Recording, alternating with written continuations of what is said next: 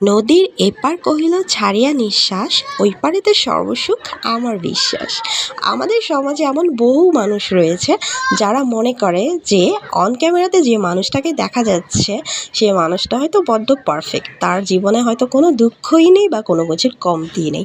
আসলে প্রত্যেকটা মানুষই সেরা তার নিজ ক্ষেত্রে, আবার প্রত্যেকের মাঝেই ভুল ত্রুটি রয়েছে, কারণ একটা মানুষ কখনো চাইলেও পারফেক্ট হয় না। হয়তো মহান আল্লাহ তাআলারই এটা একটা নিয়ম, সুখ দুঃখ দুইটার ভালো মন্দ বোঝাতেই আমাদের মাঝে এই নিয়ম হয়তো নির্ধারণ করে দিয়েছেন তিনি।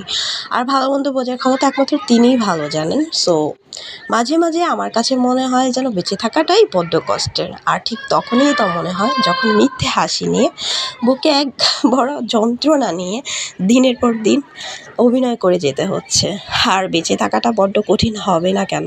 আমরা যখন বড় হই, বুঝতে শিখি, তখনই আমাদেরকে স্ট্রাগল করতে হয়। ছোটোবেলা পড়াশুনো নেই, বড় হয়ে সংসার জীবন নেই, তারপর বাচ্চা কাচ্চা, তারপর নিজের বাহিরের কাজকর্ম তো রয়েছেই, তাই না? আর মরে গেলেও যে আপনি সুখ পাবেন তাও নয়, আপনি কর্মফলের ধারাই সব কিছু ডিপেন্ড করে। Thanks for watching my video.